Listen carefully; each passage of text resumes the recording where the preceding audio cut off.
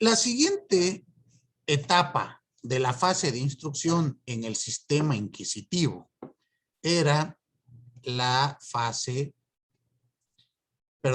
etapa de la defensa. ¿En qué consiste la etapa de la defensa?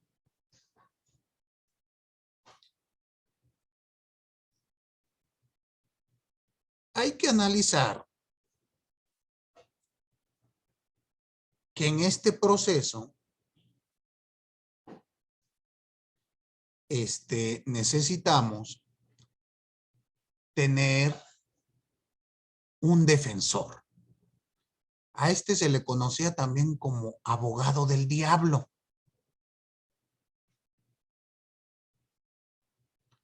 Porque recuerden que en este momento el reo, el pecado o el delito era un símil del pecado.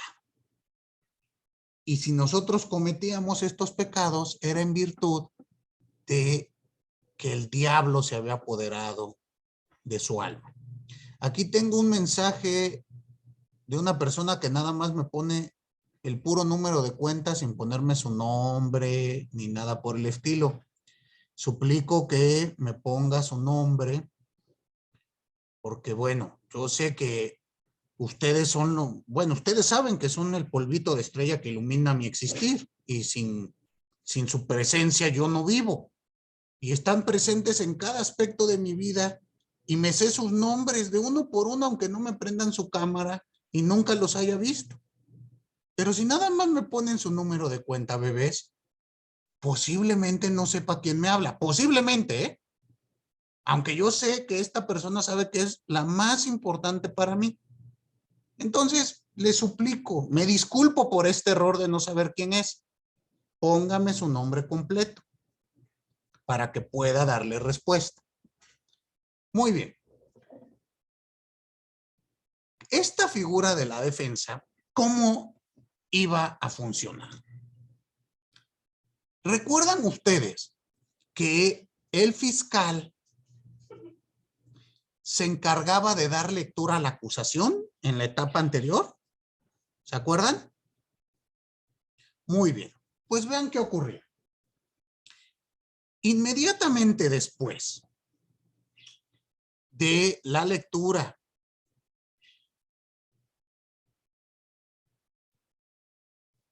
de la acusación, el reo tenía que contestarla de inmediato.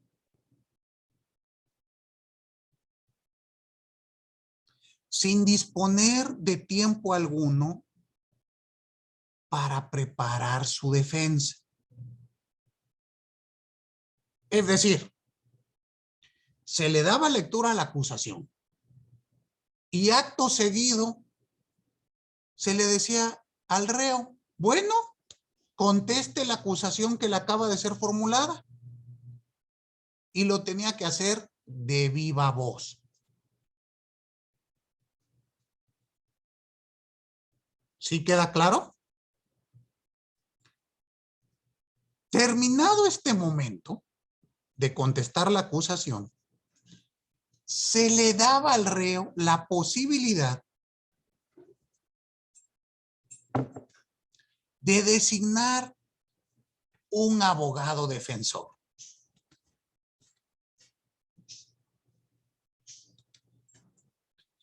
Este abogado defensor trabajaba en el propio tribunal. No se permitía abogados externos.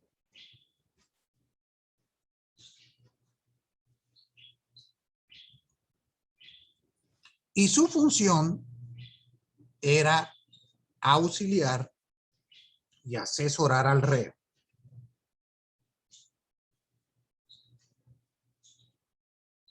Pero dense cuenta que este defensor, pues más que nada tenía una función de carácter meramente ornamental. Es decir, de adorno. Porque en esencia, más que defender, se dedicaba a exhortar al reo a confesar adecuadamente sus pecados.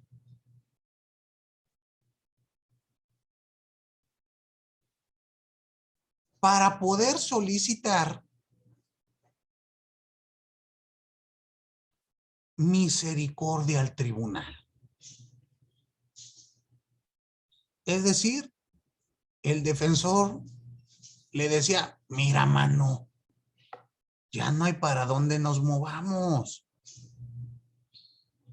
¿Para qué te arriesgas a la tortura? Confiesa tus pecados. Nos llevamos un proceso más rápido y te van a poner una pena leve. Obviamente esto es en la Edad Media. En nuestros procesos, hoy en día jamás van a escuchar ustedes que un defensor le diga a su cliente, confiesa tus pecados, para que se abra un proceso abreviado y el tribunal te imponga la menor de las penas. ¿Estamos de acuerdo? Guiño, guiño. ¿Sí me están entendiendo o no?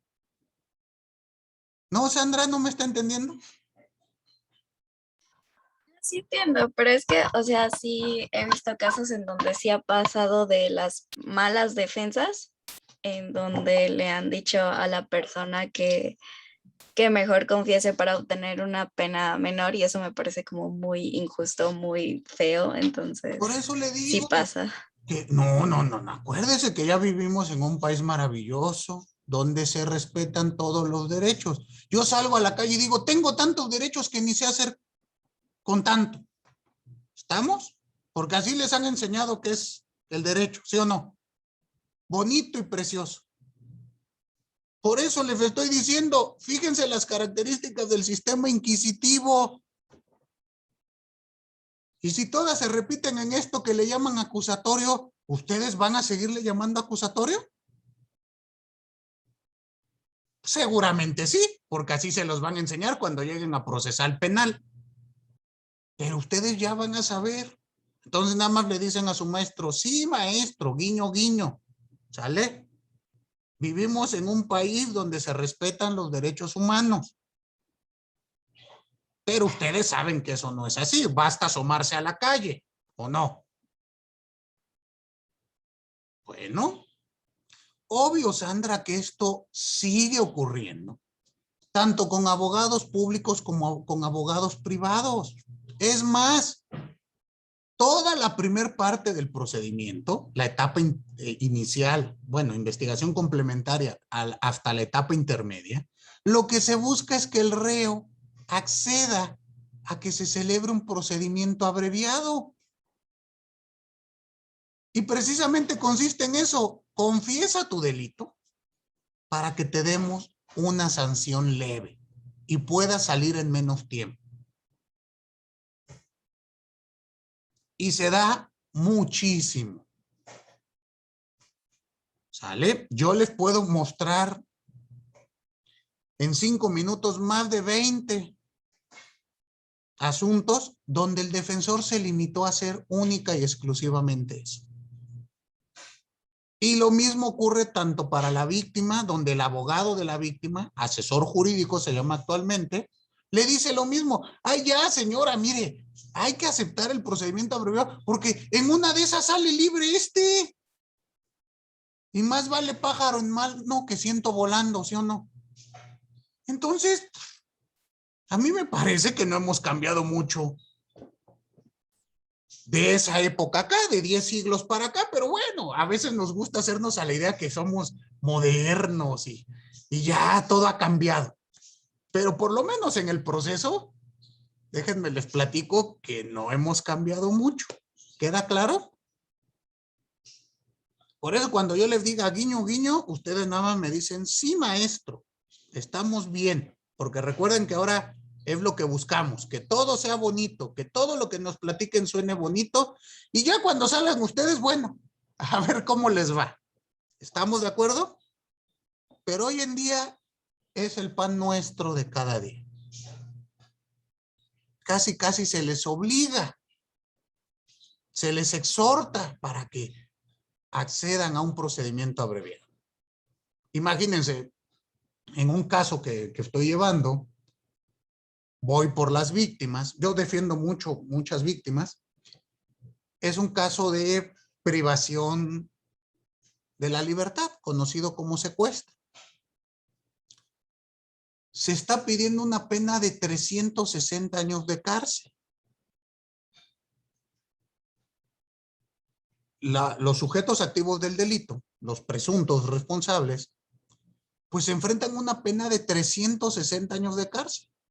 Y su defensor les dice, pues vámonos a un procedimiento abreviado que consiste en aceptar la culpa y te hacemos una reducción de un 16avo de la pena.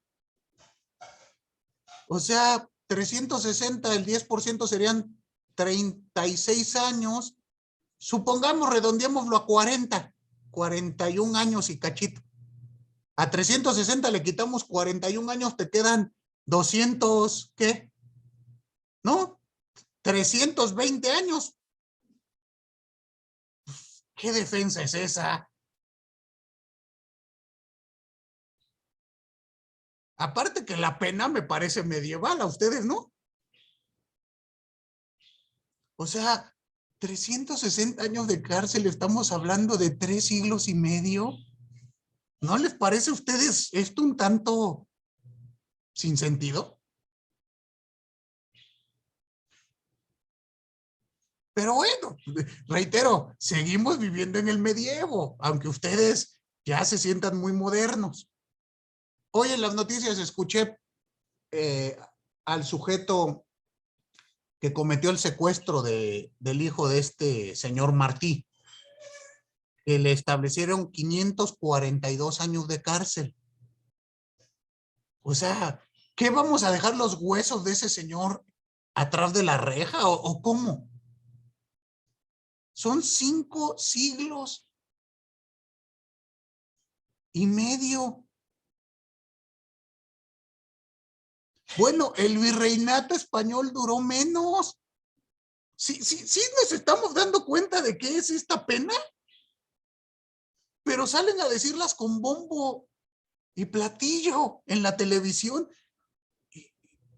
Yo creo que debiésemos de estarlas analizando. ¿Qué falta? Salemos la tierra del reo para que no crezca nada. Estas penas me parecen a mí más que medievales del Antiguo Testamento. Y los años que no alcance a pagar que los paguen sus hijos, ¿sí o no? Hay que analizar estas cuestiones, ¿eh? A mí me parecen aberrantes. Y no, yo les digo, y no importa que yo sea defensor o asesor de la víctima, la pena en sí violenta el 22 constitucional, violenta el 18. Todo esto tenemos que irlo analizando. Muy bien. Veamos qué más pasaba con la defensa. La defensa, el defensor, no podía entrevistarse a solas con el reo. Es decir, él no podía acceder al calabozo del reo y sentarse a platicar con él. Siempre que el defensor quisiera hablar con el reo, lo tenía que hacer en presencia del inquisidor y del secretario del tribunal. De tal modo que si el reo confesaba ante el defensor un delito, iba a ser usado en su contra. No existía como el día de hoy el secreto profesional, donde se establece que lo que hable entre mi cliente y el abogado no será motivo de inquisición judicial. Otra vez, guiño, guiño. ¿Estamos? ¿Sale? A mí me han tocado jueces que me hacen inquisición a mí, como defensor, como abogado. Me tocó una jueza que dijo, ¿y cuánto le pagó su cliente? ¿Y fueron en billetes de a 500 o en billetes de a 20? Ah, necesito su RFC, su domicilio fiscal, porque le voy a mandar un oficio a Hacienda para que me diga si es cierto que ese dinero entró a sus arcas y si pagó impuestos. Porque mire bien, abogadito de pacotilla, ¿eh? ¿Qué tal si usted cometió defraudación fiscal y se va a ir a acompañar a este mugroso que está defendiendo? Porque no vamos a permitir aquí que vengan estos abogadetes a burlarse de la justicia y hay impunidad. ¿Cómo ven? Entonces, guiño, guiño, ¿estamos? Eso de lo que hablemos con nuestros clientes no será motivo de inquisición en un ideal bonito. Pero a veces tocan jueces de estos que se ponen su capucha de inquisidor, prenden las antorchas y salen a hacer justicia. Tengan cuidado con ello. ¿Queda claro? Entonces, Sandra, dése usted cuenta que de 20 características que he dado del sistema inquisitivo, pues tenemos 18, entonces, pues hay que analizarlo. A mí me ha ocurrido que quiero entrevistarme con mi cliente en una agencia del Ministerio Público y no me dejan hablar solo con él. Y le digo al Ministerio Público, oiga, necesito hablar con mi cliente a solas. Pues no, aquí, y si quiere, si no, seguimos. ¿Han visto en las películas qué bonito es que llega el abogado defensor y se sienta en un escritorio para una mesita, una jarra de agua para hablar con su cliente? Pues eso se queda en las películas, porque aquí cuando vayan a visitar en un reclusorio a su cliente, van a estar en una reja. De un lado él, de otro lado usted. Aquí hay otros 10 abogados. Y ahí estamos así, escribiendo sobre la pared lo que podemos. ¿Sale? Entonces, vayan a analizar. Eso de que nada, y aparte hay un guardia ahí, siempre. Entonces, bueno, vean que no hemos cambiado tanto. Veamos cuál es la otra actividad del defensor. Recuerden que en este primer momento se garantizaba el secreto total del sumario. Y por lo tanto, el defensor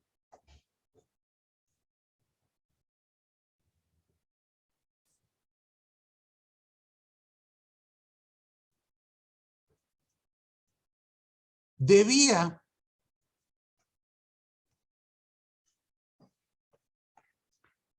presentar su alegato de defensa por escrito. ¿Recuerdan ustedes que el fiscal presentó un alegato cuando solicita la puesta a tortura? Pues el defensor va a presentar un alegato de defensa para dar contestación a este. Este alegato siempre iba a ser por escrito.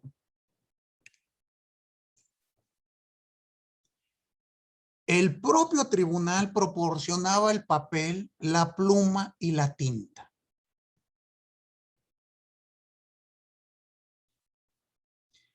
Y estaba fuertemente prohibido sacar el alegato de la sede del tribunal. Es decir, ahí se redactaba y ahí mismo se entregaba. No te daban oportunidad de consultar un libro, nada.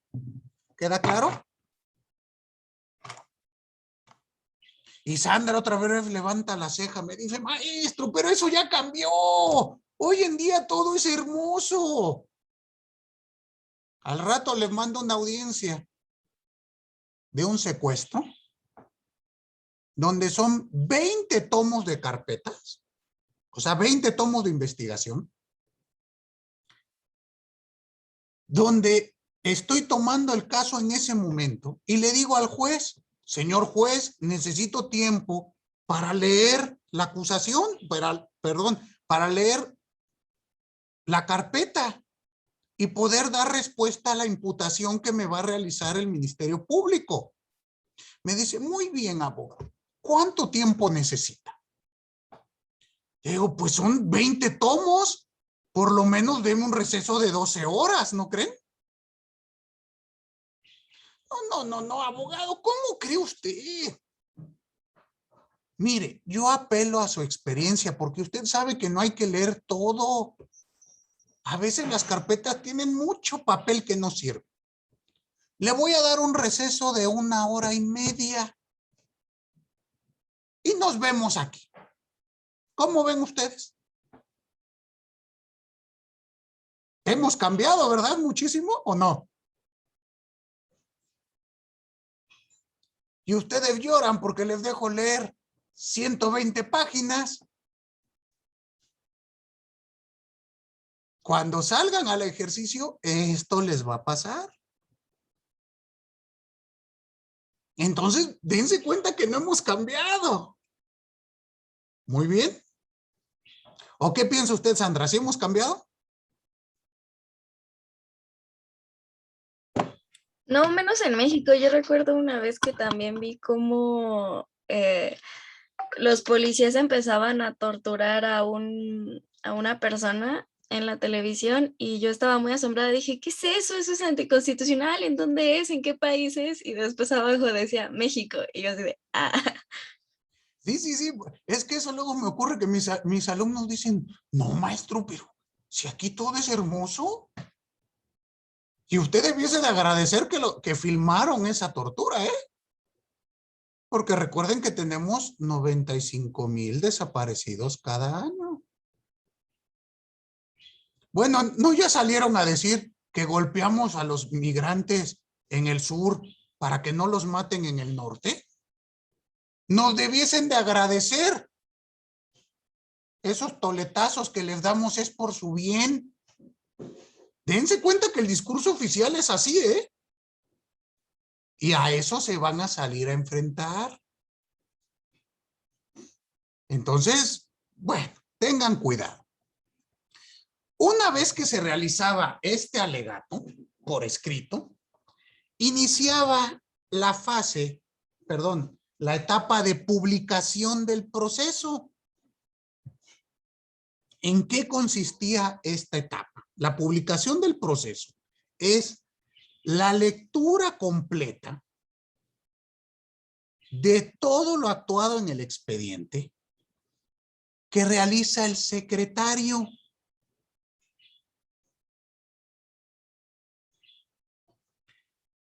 Esta lectura la realizaba frente al acusado en presencia del inquisidor y del fiscal.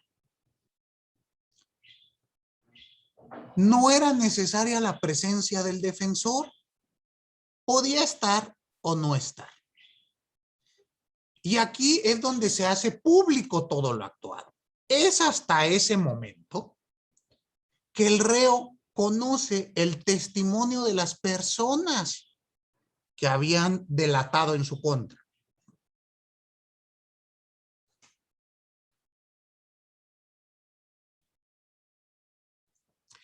Y tenía que responder nuevamente de viva voz a esos testimonios, es decir, contradecirlos.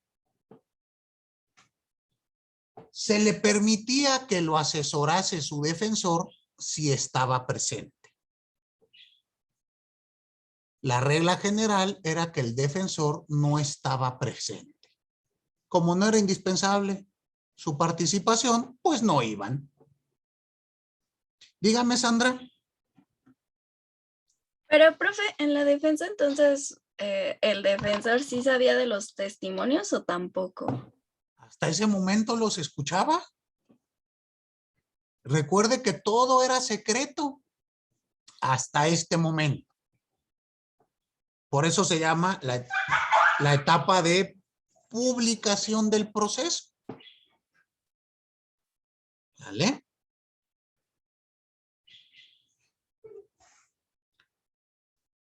Después, ¿qué etapa sigue? La etapa de calificación para la sentencia.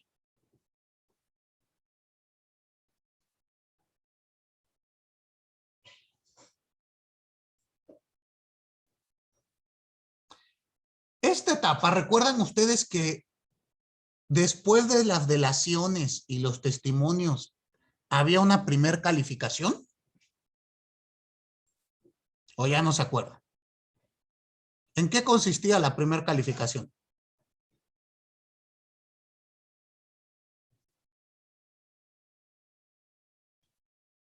¿Oh? Era por un experto en la Biblia, ¿no? Exactamente. ¿Y qué hacía María Fernanda? Revisaba que los testimonios, bueno, si en la Biblia se cometía un pecado de acuerdo con los testimonios que daban.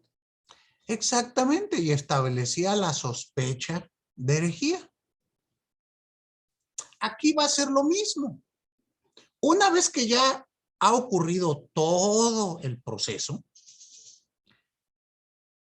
se les daba nuevamente vista a los calificadores para que realizaran una calificación para sentencia. En esto iban a leer todo lo actuado en el proceso para establecer si existía o no la calificación de hereje formal.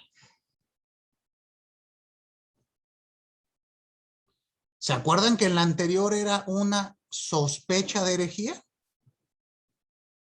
Pues ahora ya no, ahora es una calificación de hereje formal. Y esta calificación fue de mucha importancia en el procedimiento porque prácticamente era un anticipo de sentencia. Si decían que eras un hereje formal, pues tu sentencia era prácticamente condenatoria. Si por el contrario se establecía que no había elementos para considerarte un hereje formal, eras considerado absuelto. ¿Quedó claro? Muy bien. Ahora, pasemos a la siguiente fase del proceso inquisitorio. La siguiente fase es la de deliberación y fallo para emitir una sentencia.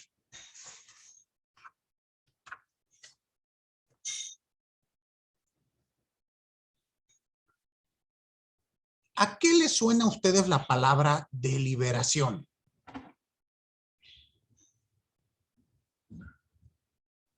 Les pregunto.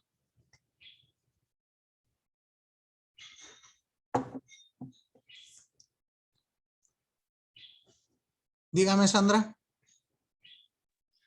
Bueno, tiene que ver como con la comparación y después de esa comparación como tomas una decisión, según entiendo. Exactamente.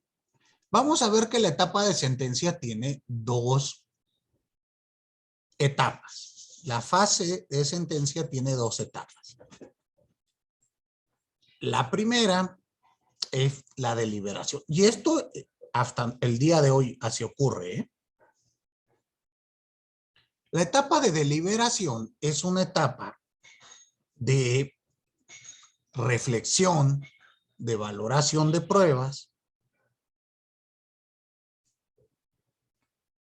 para tomar una decisión. Primero delibero. Deliberar es como poner en una balanza para después tomar una decisión. ¿Estamos? Entonces veamos la etapa de deliberación. Una vez que ya se realizaba la segunda calificación y se consideraba como hereje formal o no, el tribunal convocaba al obispo competente en el lugar donde estaban siendo juzgados, con la finalidad que entre el tribunal y el obispo acordaran quién iba a ser los miembros del jurado. Bueno, no del jurado, sino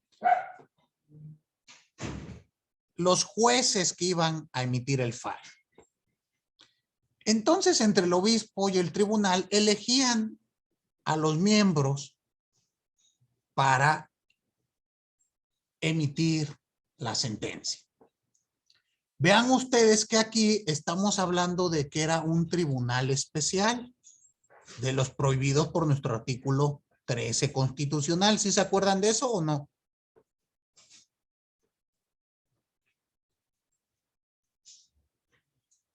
Una vez que eran elegidos estas personas, se les ponía a su disposición todo lo actuado, junto con las calificaciones previamente realizadas. Una vez analizadas las mismas, tenían que emitir su voto. Normalmente estaba conformado por 3 personas.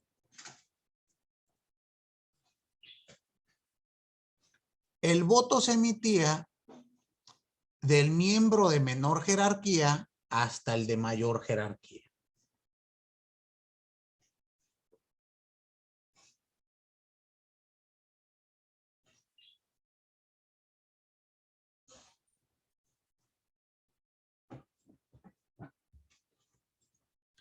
Y de este modo, Perdón, profesor, ¿del menor al mayor? del menor, primero votaba el menor y después, al último, el de mayor jerarquía. Gracias. Sí, de nada. Y esto sigue el día de hoy muy vigente. Ejemplo, cuando yo formo parte de jurados para deliberar si ustedes deben de titularse o no en un examen profesional, el primero que vota es el de menor antigüedad. Y así nos vamos. El presidente del jurado siempre será el maestro con mayor antigüedad. Entonces, seguimos con estas formas de deliberar. ¿Sale? Obviamente ya en los tribunales esto no ocurre así. Porque en un tribunal pues no se tiene mayor jerarquía o rango entre los miembros, salvo el magistrado presidente o el ministro presidente. Ustedes pusieron atención en las audiencias de deliberación con el tema de la inconstitucionalidad de la prohibición del aborto que tuvimos la semana pasada, ¿o ni lo vieron? ¿No prestaron atención a nada de eso? ¿Sí saben siquiera qué resolvió la corte o tampoco? ¿Ninguno de ustedes? Usted sí, Fernanda, ¿qué resolvió la corte? María Fernanda. ¿Ya? Ah, perdón, es que hay 2. María Fernanda, ¿qué es usted? Es que no alcanzo a leer aquí. La otra María Fernanda. Vera, María Fernanda Vera. ¿Sí vio usted o no? Veo que usted asintió con su cabeza. Ah, o sea, sí sé que de lo que está hablando y así, pero no no vi exactamente todo completo, pues. O sea, sé que se declaró inconstitucional la penalización del aborto.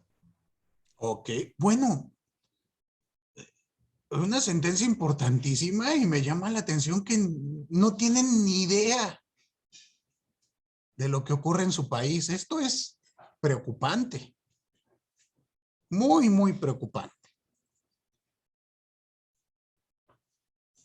Vamos a intentar. Las deliberaciones del fallo están en internet. Pueden ver ambas audiencias. Y creo yo que haría mal en dejarlos seguir así por la vida. Entonces, vamos a hacer lo siguiente. En primer lugar, hay que leer la sentencia. Bueno, ver la deliberación. ¿Qué es lo que me interesa? ¿Tienen ustedes acceso a deliberaciones de nuestro máximo tribunal y no las ven? Para que ustedes analicen qué es una deliberación. Hay que fundar, motivar nuestro voto. ¿Sale? Y después viene el fallo, que es la sentencia en sí y los alcances de la misma.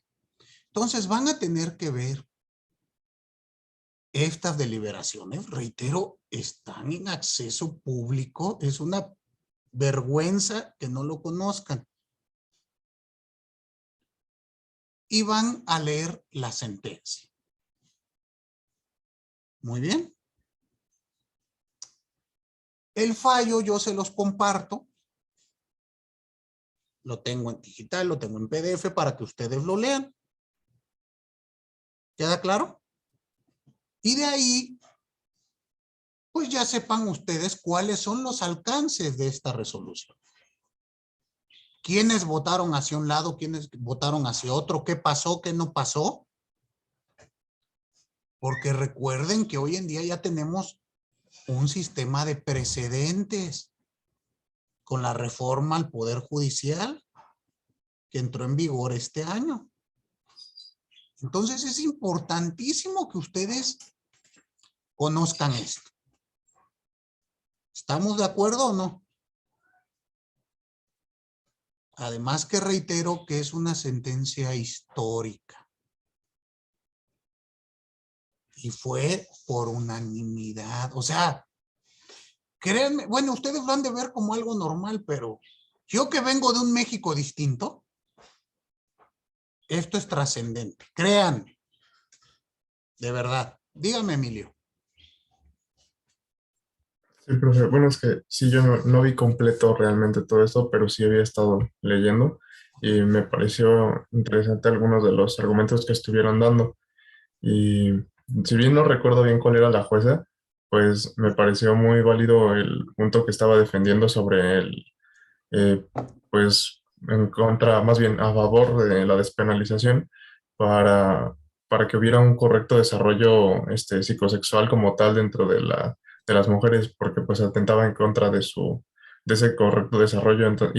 O sea, a raíz de eso creo que fue como un desarrollo que le fue dando hacia su argumentación, que siento que tuvo gran impacto dentro de este tipo de audiencia con a favor, pues, de la despenalización, ¿no?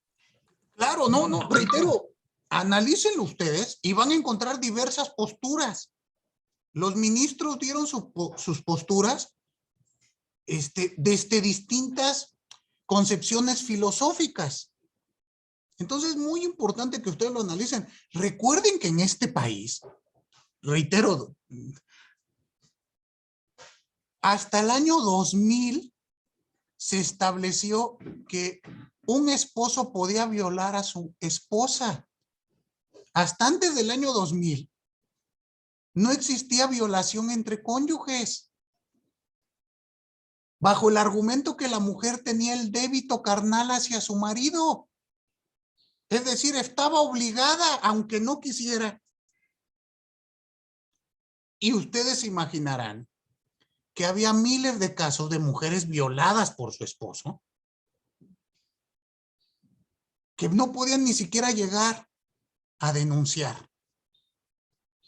Y fue hasta los años 2000 donde aparecieron en jurisprudencia esta posibilidad. Entonces es muy importante que analicen estas cuestiones. ¿Queda claro? Hay que leerlo.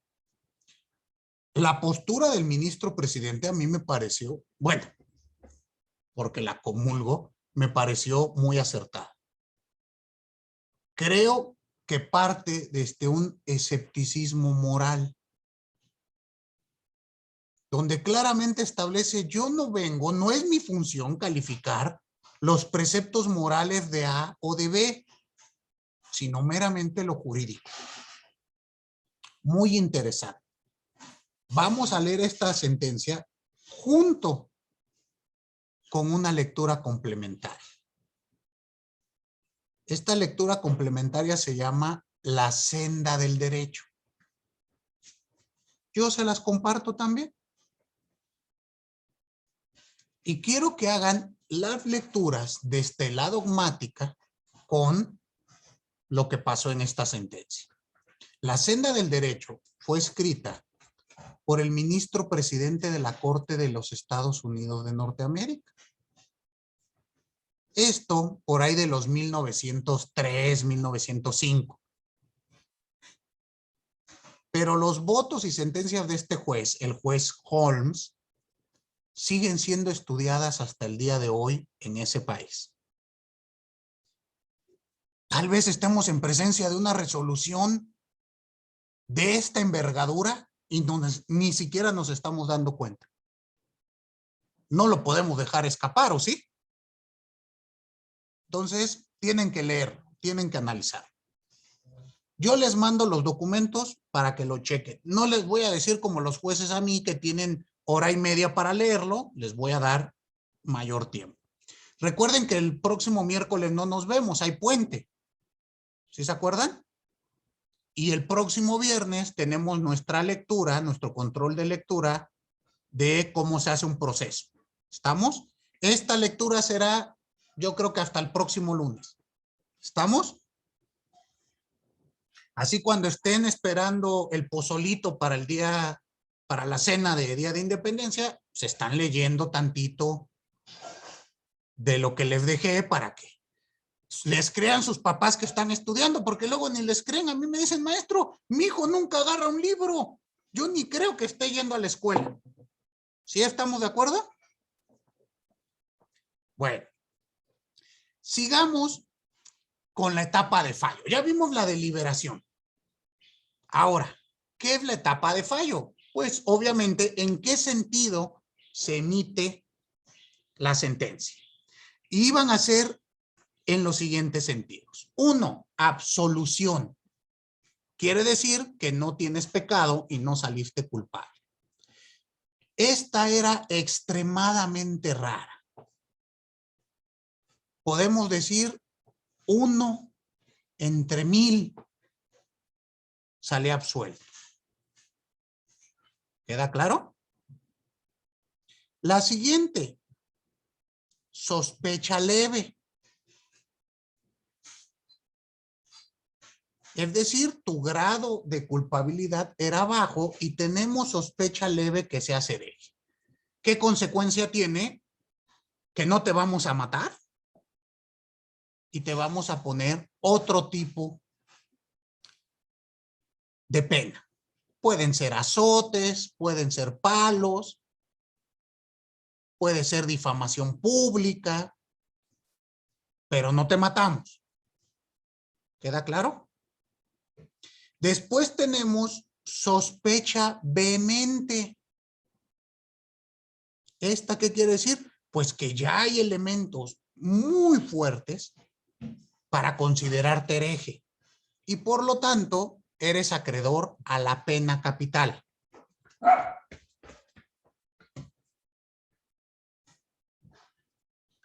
La siguiente forma es la reconciliación.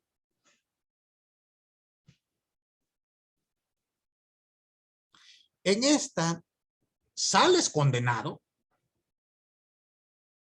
pero vamos a permitir que tu alma llegue al cielo. Te has reconciliado con la iglesia. Y por lo tanto, puedes ser enterrado en Tierra Santa y tu familia no es excomulgada. Dense cuenta que era importante esto, ¿no creen? Posteriormente, existía el sentido de la sentencia del reo relapso, es decir, reo reincidente en el pecado. Esta invariablemente iba acompañada de la pena de muerte. Solamente una vez se podía ser reincidente, no como hoy en día que puede ser con 8 ingresos a prisión y estar en la calle. En aquel tribunal no. Si era reincidente, invariablemente pena de muerte. Y el último sentido del fallo era la relajación del brazo secular.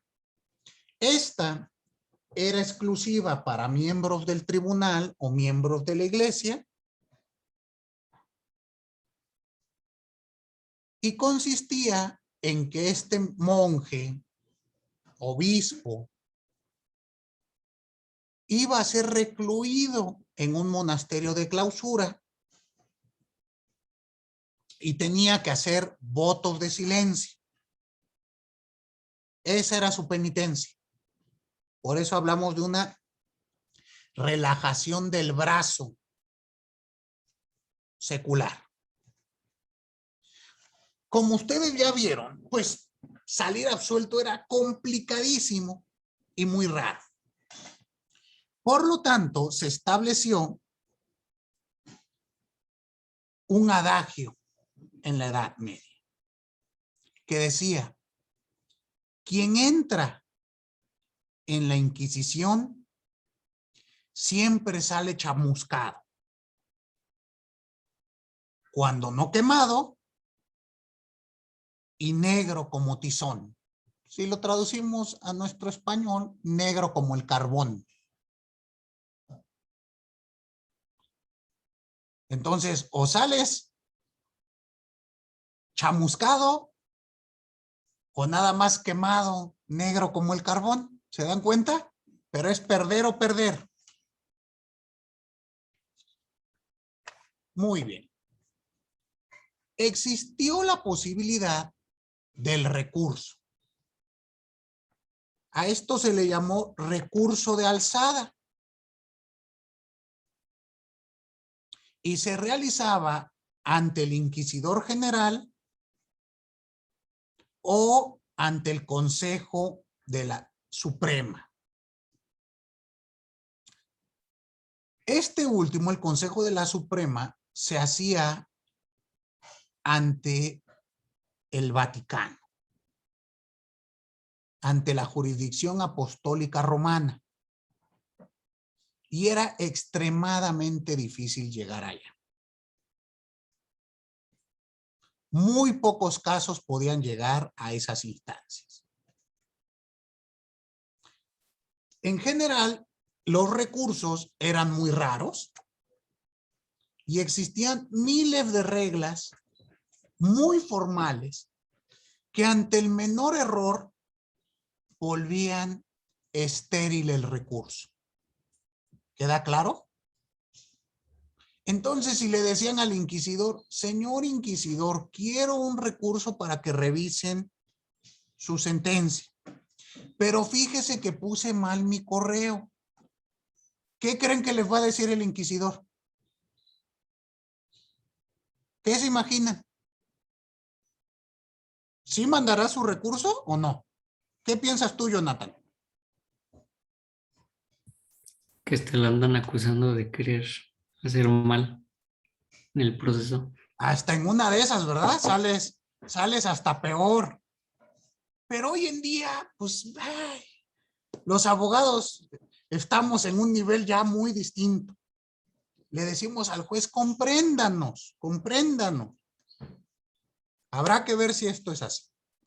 ¿Cuál es la siguiente etapa? Y la última del proceso, perdón, la siguiente fase, es la ejecución de sentencias. ¿Y esta en qué consiste? Ejecutar una sentencia quiere decir materializarla. Una vez que se ha dictado la sentencia, establece una pena. Y habrá que cumplirla. Esta, dependiendo el tipo de pena, se podía realizar de dos formas. Es decir, ante una sospecha leve, una condena leve, se hacía en audiencias privadas, en la intimidad del Tribunal del Santo Oficio.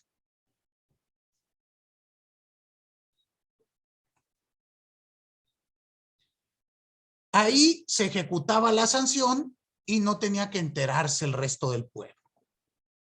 Pero cuando ya estamos en presencia de casos graves, siempre la pena se imponía en público, en una iglesia, en un atrio o en una plaza. Se iniciaba con una procesión. Sí saben ustedes que es una procesión de iglesia, ¿no? Ya ven que en Semana Santa salen a recorrer todos los feligreses con un rito y demás. Pues aquí era una procesión del Santo Oficio, donde todos los reos salían vestidos como San Benito. ¿Se acuerdan ustedes qué es el San Benito? ¿O ya no se acuerdan? Ya no se acuerdan, lo vimos creo que hace 2 clases. Estos trajes que les explicaba yo que tenían que portar, blancos con rojos y unos sombreros en forma de cucuruchos largos. ¿Han visto ustedes las representaciones del sombrero de orejas de burro? De las caricaturas viejitas de Tom y Jerry o algo así, ¿o nunca las han visto? Que les ponían como un cucurucho. Que aquí en México dicen, te vamos a poner orejas de burro. Ese sombrero así como un cucurucho largo era un sombrero de San Benito, lo que significa es desprestigio o burla pública. Bueno, pues salían todos en esta procesión acompañando al sentenciado a la plaza. Y llegando a la plaza se tenía que cumplir cabalmente la condena. Si se condenó a 100 azotes, se tenían que dar los 100 azotes. Y si en algún momento el sujeto se desmayaba, teníamos que suspender la ejecución y despertarlo. Y reiniciar los azotes. ¿Estamos? Lo mismo si era quemarlo, etcétera, etcétera, etcétera. Esta era la ejecución de la sentencia. Se podía dar raramente el caso en el que el reo podía conmutar su sanción en casos leves. ¿Qué quiere decir esto? Que en lugar de que me des 20 azotes, pagaba una suma de dinero para que no sufra el castigo corporal. Estas sumas de dinero solían ser muy altas. ¿Y qué ocurría? Se realizaba la procesión, y al llegar a la plaza, en lugar de darle los azotes, se celebraba un auto de fe. Es decir, un sermón donde se establecía las bondades de la fe católica. Concluido el sermón, el reo era puesto en libertad. ¿Quedó clara la etapa de ejecución? Perfecto. Bueno, y con esto terminamos con el proceso inquisitivo. Nuestra siguiente sesión, bueno, cuando tengamos clase, después del control de lectura y demás, hablaremos del proceso acusatorio. ¿Quedó claro? Perfecto. Bueno, pues se ha acabado nuestro tiempo el día de hoy. Les agradezco a todos y a toda su atención y nos vemos por acá el día viernes. Bonito día. Nos vemos. Hasta luego. Gracias. Hasta luego, profesor. Gracias. Hasta luego.